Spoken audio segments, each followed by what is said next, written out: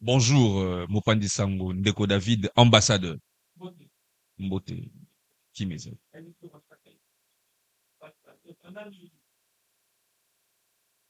Voilà, Ngai Nazali, je réponds au nom de Kankunjimbu Florence, citoyen engagé pour un Congo nouveau. Naye pona kosolo la makambo etali mboka na biso. Voilà, FTA ezali mouvement ya ba jeunes conscients, éveillés, qui ont choisi de soutenir activement les perspectives de développement initiées et mises en œuvre par le chef de l'État. Bon, Ndeko David, oyebi, question oyo ezali question moko il faut qu'on aborde na sagesse ebele. Puisque na kolobano eloko moko avant na développer, Bible elobi na biso boye. La justice seule élève une nation, et non la politique. Procès, il y a Ndeko na biso, ex-ministre ya justice Constant Mutamba, ezali ko procès moko ezo salema na sérieux mingi. C'est vrai que expert soulever quelques irrégularités relatives na passation à marché public. Mutamba pe côté na ye azo présenter ba moyen de défense, aussi bien que quelques contradictions ezo zala un peu soulevées. Et loko ngai na koyiko yebisa ba congolais eza boye. Mutamba, c'est l'un de nôtres, c'est un jeune comme nous autres. Toza na passe ya komona que jeune lokola biso a se retrouver na place où yazo se retrouver lelo. Mais dans une démocratie sérieuse, il faut savoir observer. Procès eza na cour, tozela arrêt à cour, jugement oyo ko bimawana nde to tirer ba conclusion. Pour l'instant, ça serait mieux ya ko vanda ko observer makambo ezoleka na cour. Pour ne pas koluka ya ko bimisa ba prophétie oyo et kozala peut-être réalisé te, ça se remet à observer. Donc c'est ce que je peux dire par rapport à bon, soki Holandi bien intervention il y a expert oyo a sali objet peut-être il y a question na yo il est à présenter makambo d'une manière légale. Ozomona, s'il se fait que na makambo ya lobby et créer mariage na moyen de défense qui déjà présenté par Ndeko na biso ex-ministre de la Justice Constant Mutamba. Cela ne fait pas de lui Muto azo rejoindre Mutamba. Il est à qui juste n'a pas fait juste et réel. Donc je pense que intervention na ye ezalaki intervention moko boy oyo esungi et permettre na cour et éclairer cour, donc et permettre na cour ba comprendre le lengending ni bakoki ko traiter dossier oyo po Ndeko David na ngina lobelo komoko omoni procès oyo ezali procès moko ezo senga sagesse mingi omoni même ba juge na procès oyo baza na droit erreur puisque monde entier ezota. Et moi je suis sûr et certain que à travers jugement oyo kozala rendu na procès à Mutamba oyo et ko permettre ba tuba confirmer que nous avons une justice juste et équitable. Vous comprenez un peu? Et donc, ezali tozala na motema kokita. Moi, je suis sûr et certain que juge bazo sala msala na bango lolenge sengeli. Constant Mutamba a présenté ba moyen de défense na ye et tozela au moni Ndeko David na ina lobelo komoko. Procès c'est vrai que écoutez moi ba contexte moi tension eza makasi. Après intervention ya expert, moi tension ekoti. Mais ce qu'il faut na yanola nanu na place au lobby pour na ba juge. En tout cas, tension ezalaki. Tension ezalaki côté à ba juge, côté à Constant. Mais il faut savoir se poser de bonnes questions. Ba juge bazo lukanini et pas y a Constant. Ozomon. C'est-à-dire bango bazo poser ba question ou ko permettre bango bazala éclairer. C'est vrai que peut-être attitude, il y a muto azo poser question et ko sepelisa yote accusé, présumé, Mais cela ne fait pas de deux batumoro boye bazolinga kotia soki pe koseme ningu ningu.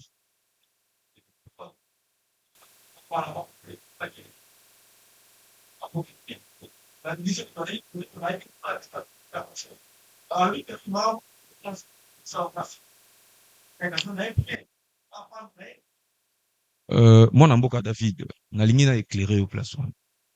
Déjà, liloba oyo lobi oyo de manière systématique ndeko na biso Constant Mutamba a utilisé yango. Yango moni même ba juge ba ebisaki ye que oyo eza mbala na oyo ya liboso te oloba yango. Et puis c'est acté. Ngai eloko na koye koyebisa ndeko parce que ba bengisi ye lobby mercredi na koyebisa ye a éviter ba maloba ya nature wana. Ya malamu ya kosala eza ko présenter ba moyens de défense. Kolakisa na ba juge, kolakisa na mokili parce que mokili ezolandela. C'est un jeune comme nous. Na uti koloba ngwa. Aza moko na biso elenge biso tozalaki na esengo ya komona Constant Mutamba na place wana en tant que jeune. Mais soki lelo a se retrouver place à se retrouver, eza peut-être kaka pona ba. Omoni nangaki na soulever le mot est très important. Il y a un problème avec nos dirigeants. Batu babosanaka. Omoni soki osali commerce na yomo. Okoki kolia mbongo na ndenge olingi, l'état koya kotelema na porte ndako no te po atuna yo. Olie aussi simbongo na ndenge. Mais quand il s'agit de l'État, en tout cas, faisait geste na yo nyonso, service ezali. Et ce qui monique, il y avait quelque chose où il y la clarté, kosala nini. Kolandela yo. Ça dépendra de toi, il y a ko présenter moyen de défense ko lakisana mokili ke non. Oyo bozo reprocher nga wana eza boete, tala ezalaki boye, ezalaki boye, ezalaki boye, ezalaki boye. Ozomona un peu. Et donc Mutamba a commis place wana parce que il y a eu de soupçons. Il y a tolobi awa irrégularité. Ou même expert wana de Konabiso a soulevé qui encore hier, c'est-à-dire il y a des sali objet à place, il y a existence naïe devant cour de cassation. Merci mon avocat, ça veut dire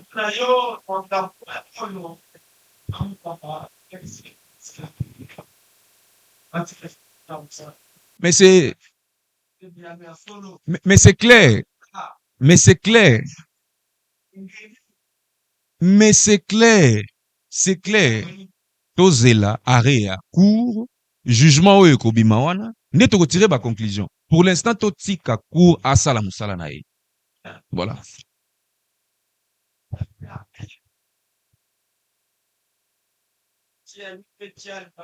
Félix Tshisekedi en action, yope tialibanga na yo.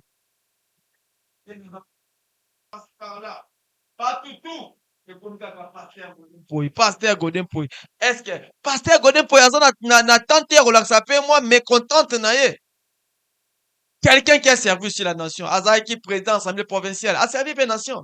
Azaki on a les sous DG, Yofida, a servi nation. Mais pourquoi pas moi na mboka oyo soka lobby boy comme que non il faut interpeller azo benda ba jeune ba qui N23 il je dis bien NON il peut pas faire ça.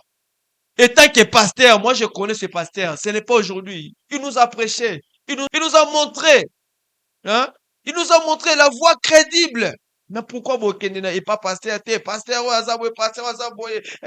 il faut bien interpeller, il faut pas ça là, non. Toza na posa langote. Toza na posa na lisanga, pena boyokani, pena bosangane, ndeko tokolonga. Soki division yokoti to kende tu wapi. Tozo kende tu wapi peuple congolais, toza na mayele. Bosangisi ba journaliste par-ci par-là pour rekoisa mosala ya nzambe. Moto asali mboka. Moto, na Bible moto même a tombé qui au FIDA. Oui, à l'époque, oui. Je peux le dire ça. Je peux dire ça.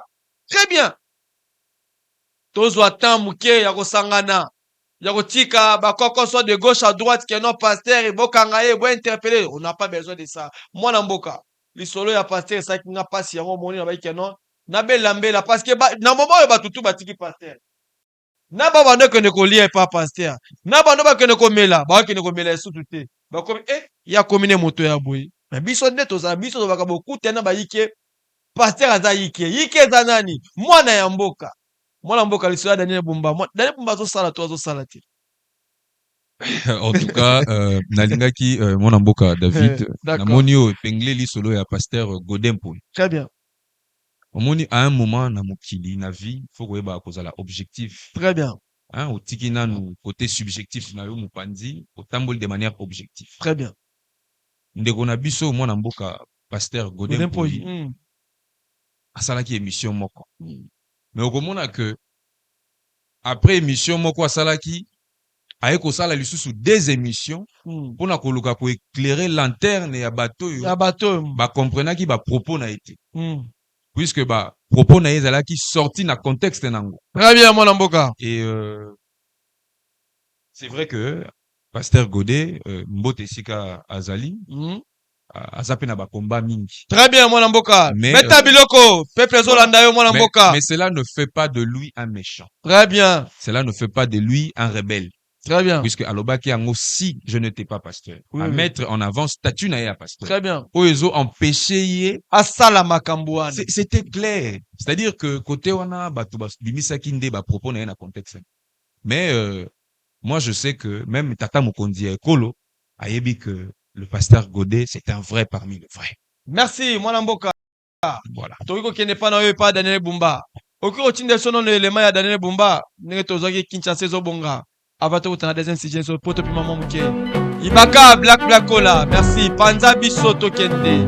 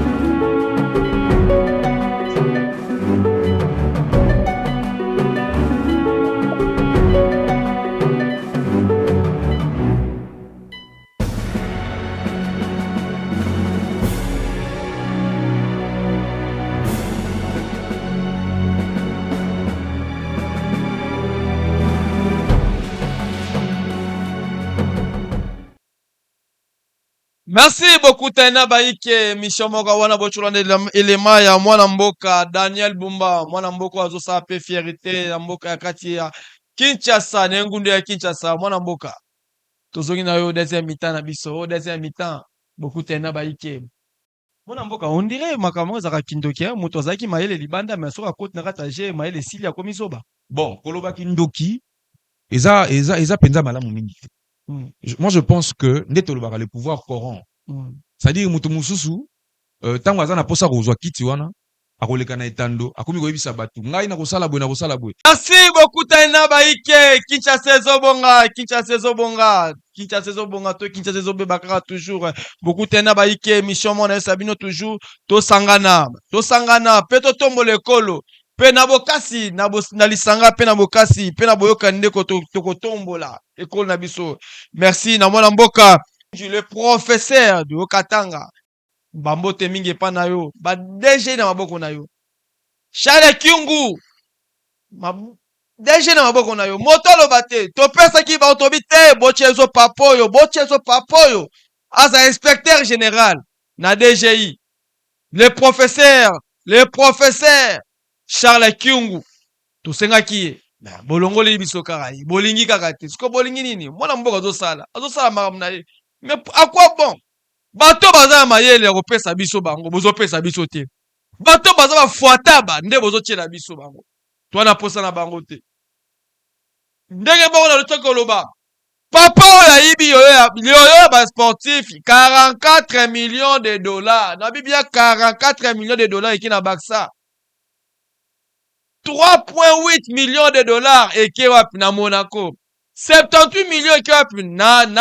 AC Milan baluka na bango soki bokanga David ambassadeur bokanga ye pour cette fois na baki na koloba trop c'est trop toloba te tokoloba kaka papa oyo ayibi yoyo ya ba sportif makasi pe akei nango alobi eloko moko te papa bozomona liboso na ngayo ye wana bozomona ye na bombela bino te na tesa no ba vérité papa ayibi 44 azui 40 na bibia 44 millions de dollars apesi na Barça ibaka zong selanga ye tikanga loba 44 millions de dollars ekei, mais tandis que Léopard ya Chan bango wana bazobeta match déjà kuna na kati sans supporter.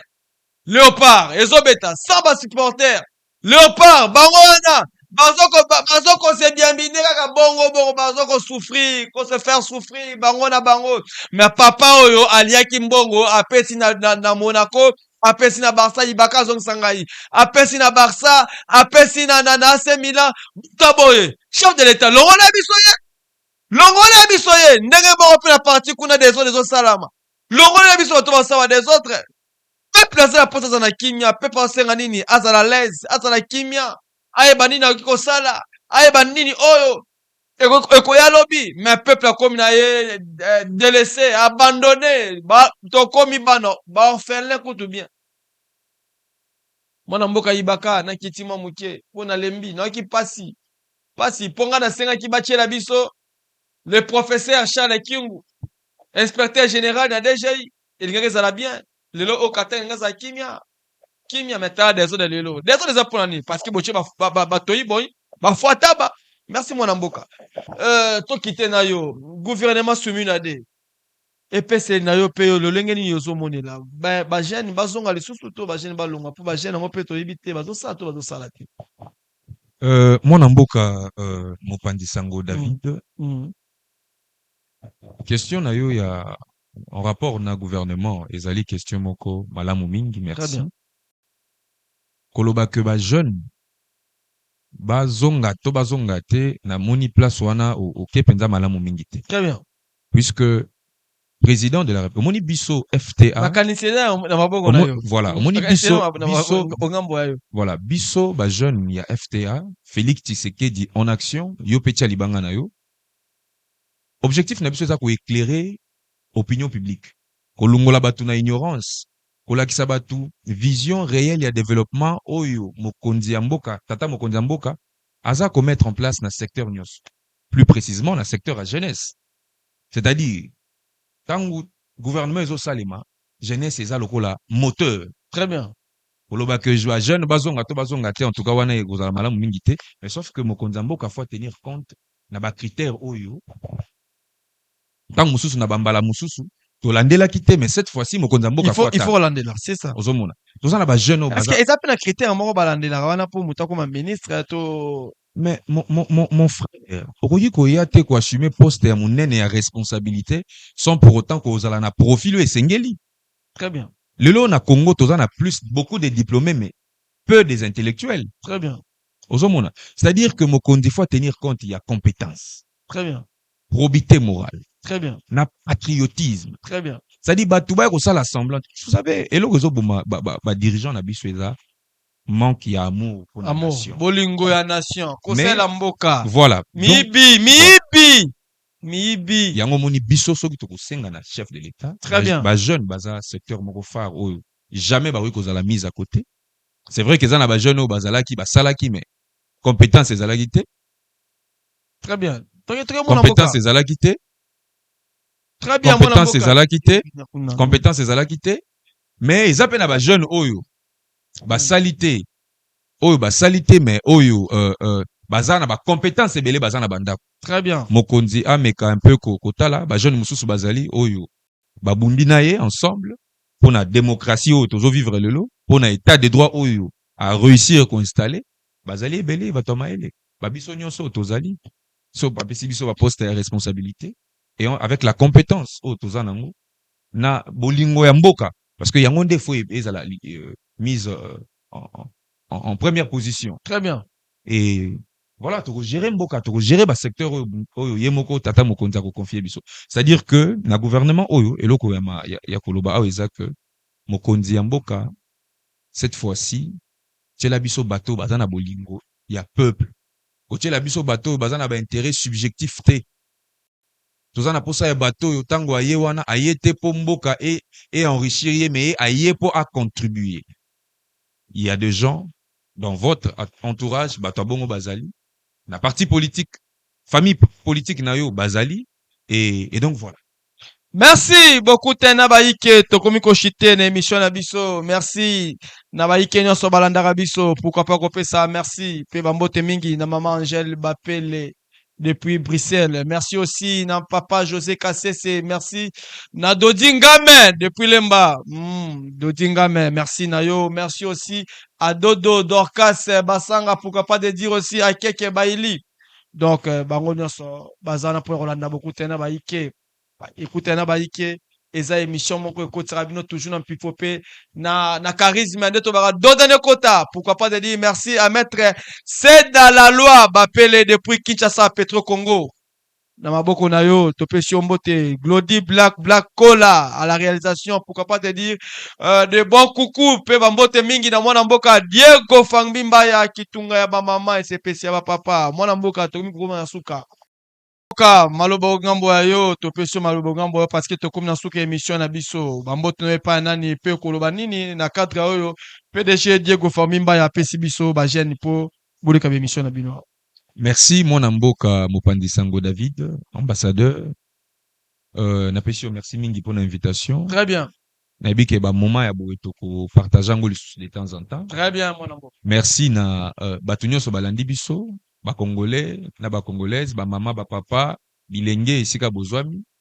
Merci na DG Diego Fangbi Mbaya pour la cadre munene oyo pe kitoko a pesi biso. Très bien. Ike pona kosolaka de temps en temps. Très bien mwana mboka. En passant na pesi le cerveau la sagesse incarnée TTB maître Thomas Bidwaya Chijibi Mbote Sikazali na pesi pe Mbote pa ya candidat gouverneur, ancien candidat gouverneur de la ville de Kinshasa, monsieur Serge Anza Etinkoum.